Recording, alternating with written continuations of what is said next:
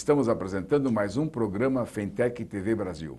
E hoje nós temos a satisfação de receber em nossos estúdios o vereador Eliseu Gabriel, vereador da cidade de São Paulo. Permita chamar de Eliseu Gabriel. Por favor, né? ainda bem, né? Que, somos da mesma idade, né? Então não tem tanto problema. Da mesma assim. área, mais ou menos, né? Então, nós gostaríamos que você fizesse aí uma apresentação inicial, falasse um pouquinho das suas atividades e tal. Bom, eu sou vereador de São Paulo, eu estou no 4º mandato, né? Já são 4 mandatos seguidos. Eu sou professor de física também, dei aula em cursinho, em faculdade, em colégios, fiz livro didático, trabalhei na Eletropaulo também, uma época. Enfim, estou na atividade, sempre fui envolvido com a política, desde a ditadura, que eu estava na universidade, e ela está no sangue, né? É uma coisa que eu gosto, é muito difícil fazer, a gente tem muitas frustrações, mas a gente acredita que pode melhorar a situação do mundo, né? Do país, do mundo. É isso que eu faço na vida. Muito bem. Bom, o que nós vamos destacar hoje na entrevista é um pouco sobre o seu trabalho na aprovação da lei de zoneamento. Sim. Queria que você falasse alguma coisa. Então, a lei de zoneamento ela é um projeto de lei que o prefeito manda para a Câmara, com base em análise e avaliação dos técnicos das secretarias de desenvolvimento urbano e outras áreas da prefeitura. Eles mandam um projeto alterando o zoneamento. Quer dizer, o que é o zoneamento? O que pode construir e o que não pode construir num terreno, o que pode ocupar o terreno, pode ter uma loja, pode ter uma casa de show, não pode ter nada, só pode ter residência. Então, em cada lugar tem um zoneamento que determina o que se pode construir, o que se pode fazer a atividade que pode se ter naquele local. Então, foi um projeto que teve uma discussão muito longa, um ano inteiro ou mais, né, na Câmara, com muitas audiências públicas, e finalmente depois se votou. Muita gente gostou, outros não gostaram de algumas coisas, mas enfim, foi votado e a cidade tem um zoneamento agora. E qual o benefício que essa nova lei de zoneamento traz para a população? Não, ela acaba regularizando a cidade, né? Porque, por exemplo, tem muitos lugares, como o último zoneamento foi feito há 12 anos atrás, e tinha uma série de incorreções, do meu ponto de vista, dava uma certa instabilidade para os comerciantes, por exemplo, que estavam num lugar onde já tinha um comércio há muitos anos, de repente acabava ficando proibido ter comércio naquela rua. Enfim, não tinha muitos parâmetros, assim, a cidade então não estava muito claramente oficializada, vamos dizer desse jeito, né? Então o zoneamento ele estabelece, então, olha, pode isso, não pode aquilo, se fizer isso está errado, se fizer aquilo vai ser multado e assim vai. É claro que muita coisa deixou de acontecer, né? Por exemplo, algumas áreas verdes que a gente achava que deviam ser continuadas como áreas verdes, deixaram de ser áreas verdes, que a gente chama ZEPAM, Zona Especial de Preservação Ambiental. Algumas áreas foram criadas, mas muitas outras deixaram de ser zonas de ZEPANs, né, que nós chamamos. Isso não é muito bom. Por outro lado, uma concentração enorme em alguns lugares, né, de autorização para construir prédios muito altos em alguns lugares, em outros não. Então, tem algumas coisas que não ficaram tão boas, né? Mas o princípio básico do zoneamento é fazer um adensamento da cidade, principalmente nos eixos que pessoas dizem de mobilidade, nas grandes avenidas, próximas da estação de metrô. Então, tem autorização de se construir bastante prédio, o que, de certo modo, é bom, mas também não é tão bom assim, né? Pode ser bom, pode não ser bom. Eu vejo, por exemplo, o caso da Vila Madalena, que já tem um adensamento grande naquela região da Vila Madalena, e foi permitido agora se construir muito mais prédio do que se permitia antes, né? Prédios mais altos e tal, as regiões onde tem só casas, agora pode construir prédio. Isso precisa ser estudado melhor. Quer dizer, uma coisa que não foi muito boa na lei de zoneamento foi que a lei foi feita, o projeto de lei foi feito como se a cidade fosse toda igual. tudo for, o eixo de mobilidade fosse igual, toda estação do metrô fosse igual, todos os bairros. Não é verdade, cada bairro tem sua particularidade, tem a sua topografia, tem a sua cultura local, então isso deixou de ser considerado muitas vezes. Por isso que eu acredito que o zoneamento teria sido melhor se tivesse sido feito o que nós chamamos de planos de bairros. Antes de fazer o projeto do zoneamento, devia ter reuniões nos bairros para que a população se manifestasse, não só os moradores, mas também os empresários, todos que têm interesse numa determinada região, deviam ter se manifestado antes e não depois, meio que atabalhoadamente. Mas, bem ou mal, está aí o zoneamento, tem suas qualidades, mas também tem vários defeitos. No zoneamento prevê a preservação de construções antigas, qualquer coisa assim? Pois é, prevê, já previa antes, mas desta vez o zoneamento acabou tendo um artigo na lei que o imóvel sob processo de tombamento, ele dura no máximo 2 anos, quer dizer, o início do processo de tombamento até o final do processo de tombamento, porque você fala assim, vamos declarar, digamos, esse imóvel aqui tombado, então vem os técnicos, avaliam, vê se realmente ele deve ser tombado quer dizer, preservado, sim, né? Sim. E aí, isso aí leva muito tempo e tal, agora não, agora são 2 anos. Se o imóvel foi declarado de utilidade útil, foi assim, olha lá, vamos iniciar o processo de tombamento. Tem 2 anos o governo, a prefeitura, para fazer o tombamento. Isso é muito pouco, principalmente porque o órgão encarregado disso, que é o Departamento do Patrimônio Histórico, DPH, ele tem uma estrutura muito precária, muito poucos arquitetos, muito poucos funcionários que ganham mal. Então a situação não é favorável. A gente corre o risco de perder muita coisa boa, muita coisa importante para a nossa história. Por outro lado, também, outra coisa que está dificultando o tombamento é que o proprietário que tem um imóvel tombado, ele tem o chamado potencial construtivo. Ele pode ter um certificado de potencial construtivo. Digamos, o imóvel do lado de uma estação do metrô, ele foi tombado. Ele, se não fosse tombado, podia construir um prédio de lá de 30 andares que fosse. Então, aquela diferença que ele poderia construir, ele ganharia em certificados do governo, como se fosse um CEPAC, que ele poderia vender no mercado para fazer a manutenção do seu imóvel. Mas isso está sendo muito, muito restringido nessa nova lei. Então, para os imóveis tombados, o novo zoneamento, por causa desses artigos, atrapalha muito, o que é uma pena. Você falou sobre a Vila Madalena, que foi liberada a construção de prédios. Ali já tem um foco, né, nos finais de semana, feriados, isso e aquilo, liberado para a construção de prédios. Aquilo lá vai ficar prédios muito complicado. altos, né, no entorno da estação da Vila Madalena. Mas isso, graças ao movimento de moradores local e também, modéstia à parte, nós ajudamos também, a área que poderia ter prédios muito altos, nós conseguimos diminuir bastante. Mas mesmo assim ainda continua bastante sobrecarregado o bairro, porque lá existe um interesse imobiliário muito alto, porque lá é o metro quadrado mais caro da cidade. Então a pessoa fala em adensar, mas por que não vai adensar em lugares que precisam de adensamento e não onde já está muito adensado, como a Vila Madalena? Mas a população local é muito mobilizada, foi muito interessante, eu ajudei também a mobilização deles e nós conseguimos mudanças e diminuiu bastante. Não digo bastante, mas relativamente bastante, vamos dizer, a quantidade, as possibilidades de construção de grandes edifícios. Uma coisa que foi interessante, que apesar de todas essas dificuldades, foi possível fazer mudanças, né? Eu me empenhei bastante, eu consegui fazer boas mudanças em algumas áreas, né? Consegui algumas áreas que tinham deixado de ser ZEPAM, área de proteção, nós conseguimos, com a mobilização, retomar. Eu fiz muitas emendas, que a gente chama, né? Retomar a CESEPAM. Por exemplo, uma boa área próxima da Vila Madalena, que chama Vila Jataí, Vila Beatriz, que ia ser todinha entregue para especulação imobiliária, nós conseguimos retomar o zoneamento como sendo predominantemente residencial e várias outras questões que foi possível conseguir por causa de que a gente se empenhou, mas também a população atuou junto, pressionou, participou, fez abaixo-assinado, aí melhora a fez força proposta, aumenta muito a nossa força para poder mudar. Muito bem.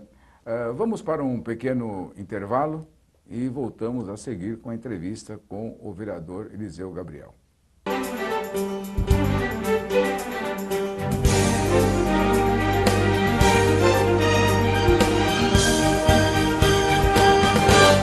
Olá, voltamos a apresentar o programa Fentec TV Brasil e continuamos a entrevista com o vereador Eliseu Gabriel.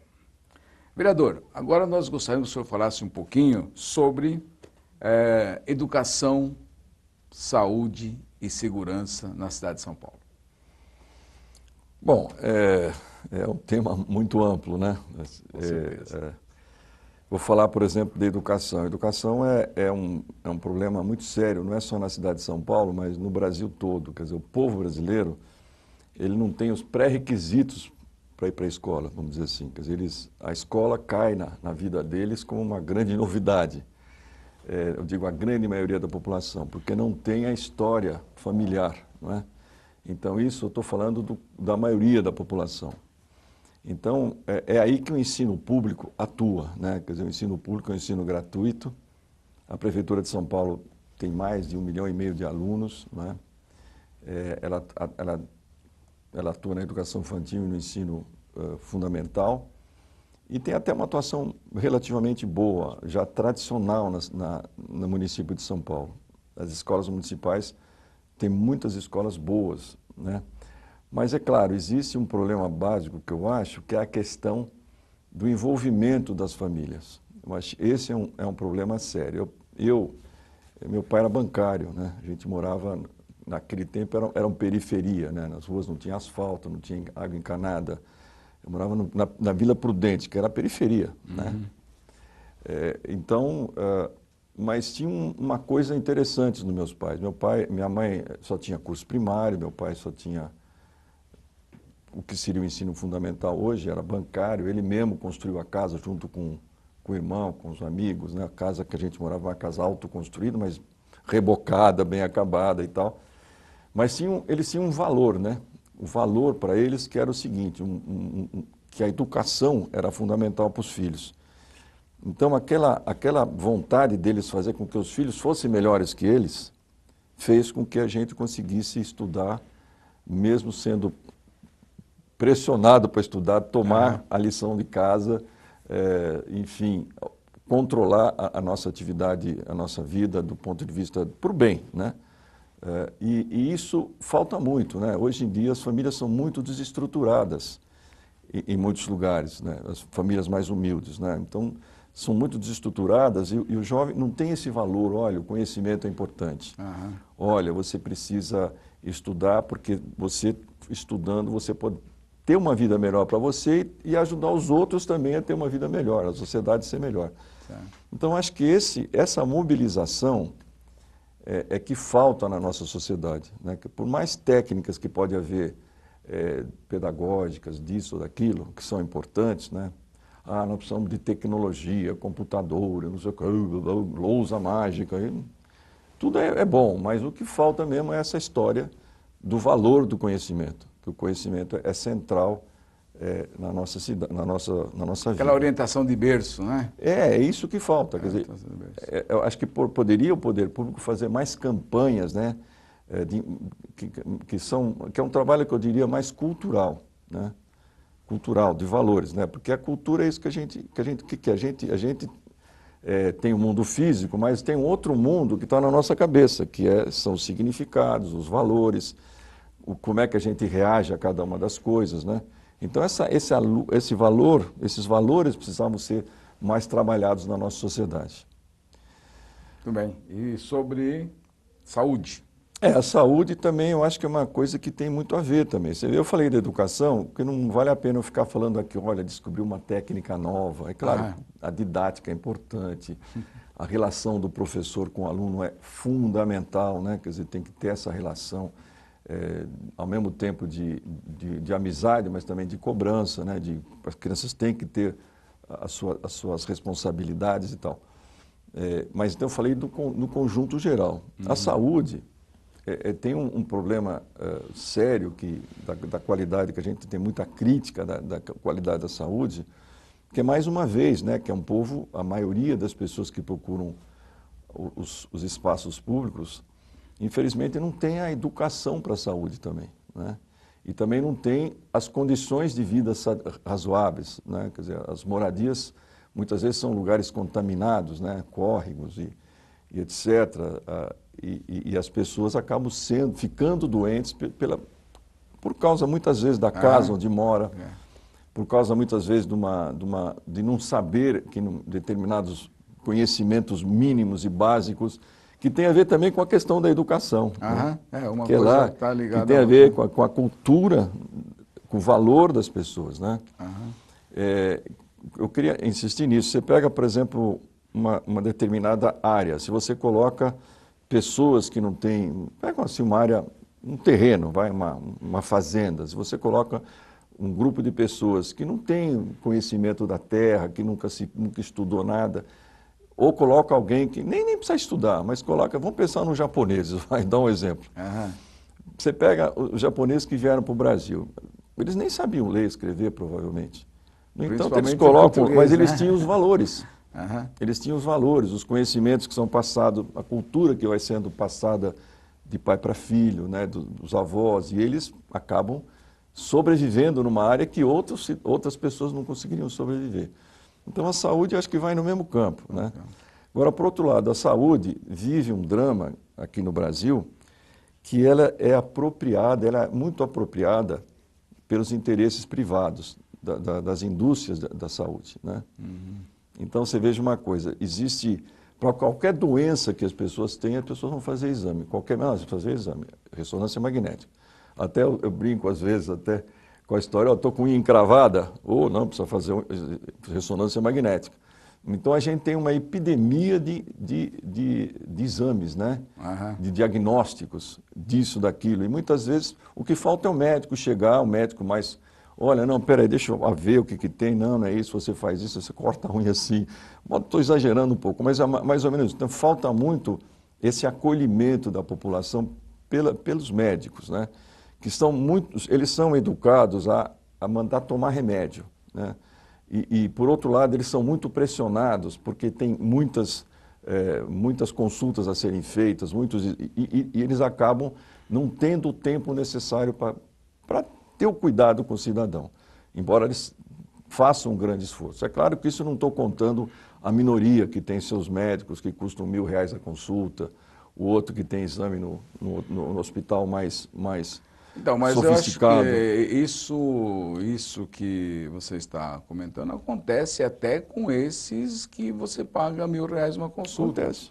Porque ele olha para a tua cara, pergunta e pede para fazer exame de tudo. E tal. Antigamente, quando a gente ia no médico, o cara media a pressão, o cara fazia uma série de coisas aí, está com dor, aonde, né? E hoje não acontece mais, o cara sempre olha para a tua cara e pede isso, e você vai fazer exame e vai levar para ele ver. Então, quer dizer, mudou bastante esse tipo de coisa. Não existe mais aquele médico que te examina como a gente estava acostumado antigamente. E com isso, o custo da medicina fica muito alto. Muito alto, os exames são muito caros, não é? E o poder público não consegue dar todo o aparato que precisa, muitas vezes. Embora eu acho que, em boa medida, o dinheiro que poderia estar indo para a saúde está indo para outras coisas, como pagar juro para banco, né? Juro da rolagem da dívida pública brasileira. Em 2015, o Brasil gastou quase 500 bilhões, 550 bilhões para rolar dívidas, que seriam os juros, que ele não pagou, mas incluiu na dívida. Você vê, 500 bilhões, o sistema de saúde do Brasil deve gastar no máximo 150 bilhões. No entanto, 500 bilhões foi para rolar dívida, para o sistema financeiro. Então, aí também tem uma coisa, quer dizer, o Brasil não tem muito dinheiro, mas em compensação gasta muito dinheiro em rolar essa chamada dívida pública, né? Então tem isso. Por outro lado, essa apropriação privada da medicina faz com que os interesses das empresas privadas prevaleçam aos interesses do paciente, aos interesses dos próprios médicos, muitas vezes. Então, esse é um drama que a gente vive, né? Então, na verdade, está bem ligado o tema, né? Educação, saúde e segurança.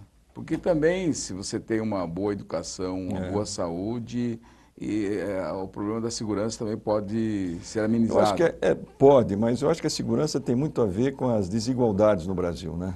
O Brasil é o país mais desigual do mundo. Quer dizer, a pessoa... e isso também que você falou tem a ver também. Conforme que você vai quebrando as estruturas familiares, né?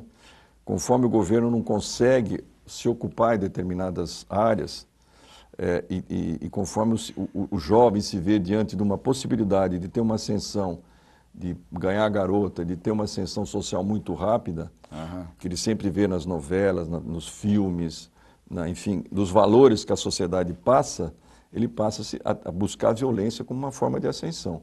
Você vê, hoje saiu o número de assassinatos no Brasil, você viu? 10% de todos os assassinatos do mundo ocorrem no Brasil. 10%. Quer dizer, são 60 mil mortos assassinados no Brasil no ano de 2015. Que mostra, a guerra da Síria, que é uma guerra terrível, de rua a rua, etc., está matando menos do que aqui. Você vê, em 5 anos matou 250 mil pessoas. Certo. É 50 por ano, em média, vamos dizer assim. Aqui é 60 por ano. É uma barbaridade, é uma guerra civil que a gente está vivendo, que as pessoas nem percebem, né? Por causa dessas desigualdades, por causa dessa falta de presença do poder, de capacidade do poder público chegar onde deveria chegar, né? Muito bem, vamos mudar um pouquinho o nosso assunto e vamos falar sobre o ensino técnico. Nós sabemos aí que o senhor tem atuado nessa área do ensino técnico, né? E as nossas entidades, aí, os nossos sindicatos, os nossos sintecs, representam os técnicos e nós achamos que é muito importante a qualificação em função aí do desenvolvimento do Brasil, o técnico. Nós queríamos que o senhor falasse um pouco sobre o seu trabalho nessa área. O ensino técnico é absolutamente decisivo para o país. Quer dizer, o Brasil precisa do ensino técnico, precisa de técnicos, né? Pessoas que são habilitadas a trabalhar e resolver os problemas, porque o técnico resolve os problemas, né? Eles não ficam elucubrando, eles reformam, eles resolvem. Eu, enquanto secretário que eu fui aqui do Desenvolvimento do Trabalho, nós criamos alguns cursos, como Costurando o Futuro, que foi implantado em vários céus da cidade, a economia São Paulo Criativa, que é a economia criativa, formação de técnicos na economia criativa, e vários outros cursos mais ou menos nessa linha, né? Apoia muitas iniciativas de entidades também relacionadas ao ensino técnico. E insisto com você, eu acredito que o ensino técnico seria uma grande saída para o Brasil. A formação de mais técnicos e a atuação desses técnicos. O Brasil precisa dos técnicos para que possa desenvolver. Boa parte dessa crise que muitas vezes as pessoas falam, puxa, eu preciso de alguém fazer tal coisa, não tem quem faça. Né? Então, você vê, o Brasil cresceu um pouco até 2013, você vê, não cresceu nem tanto, cresceu lá 3, 4% ao ano. Você veja como ficou faltando mão de obra qualificada. Então, exatamente. Nós precisamos, mesmo que a gente esteja numa crise agora, que tenha muito desemprego, etc., eu tenho certeza que essa crise vai ter que passar, né? Assim que resolver o problema político, que não é tão simples, eu acho que o Brasil se reorganize e começa a retomar seu crescimento em breve. E, novamente, se a gente não entender a importância da formação e da valorização dos técnicos, nós temos certeza que a gente não vai conseguir sair dessa situação. Isso é uma coisa que eu tenho muita certeza e por isso que eu incentivei muito a formação desses cursos, todas as oportunidades que ocorreram na prefeitura, nos espaços públicos, nós dedicamos à formação técnica, formação de técnicos. E a gente observa, né, os países desenvolvidos, eles têm muito investimento no ensino técnico. Muito. Até esses dias uma declaração aí, num discurso do Obama, ele falou, o país deve investir em engenharia, tecnologia e mais não sei o que ele disse lá, quer dizer, inovação. Frisou bem, engenharia e tecnologia, aí o país tem que investir. Inovação. Ele está falando isso para os Estados Unidos, É. certo? Falando isso para os Estados Unidos. Você vê, tem muitas pessoas que acabam fazendo cursos em faculdades, porque é bacana ter o diploma universitário, depois não tem o que fazer. Quanto universitário, pessoas que se formaram aí em faculdades, e depois não tem o que fazer. porque não sabe fazer nada. Eu sou formado nisso ou naquilo. Não que não deva fazer, é importante a convivência universitária, ter um diploma universitário é muito importante. Mas e o técnico? E que você vai trabalhar no quê, não é? Então, muitas vezes as pessoas acabam achando que o sonho de fazer uma universidade resolve o problema deles. Muitas vezes não. Muitas vezes é preferível ser um técnico, um bom técnico, e ter um trabalho, né, do que ficar só com um diploma, mas não consegue saber o que fazer.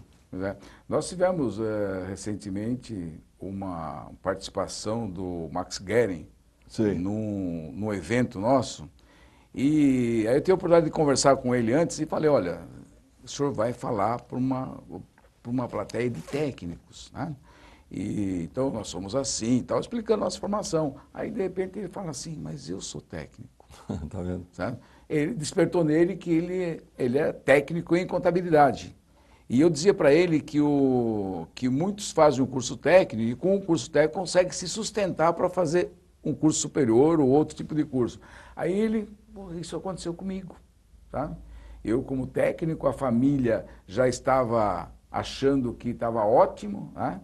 E então ele começou a analisar tudo e tal. Depois disso, ele começou, nesse programa, num programa que ele tem, ele começou a falar do técnico. Quando alguém falava de um curso, faça primeiro um curso técnico.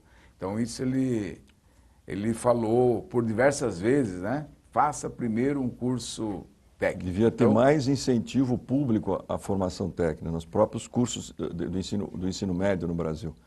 Seria muito melhor. Muito bem. Nós estamos chegando ao final do nosso programa. Agora que estava começando? Pois é, né? Você vê que passou rápido e tal. Mas abrimos aí para fazer as suas considerações finais. Não, eu queria agradecer a oportunidade de estar aqui, foi muito, muito bacana. Quer dizer, foi tão bom que passou muito rápido, né? E me colocar à disposição na Câmara, lá na Câmara Municipal de São Paulo. O meu site é www.eliseugabriel.com.br. E se quiser entrar em contato comigo, ou no meu telefone 3396-4403, ou no Facebook também, né? A gente está em todas essas coisas modernas aí, né? Tudo bem. Tá bom? Muito obrigado e encerramos aqui mais um programa Fentec TV Brasil.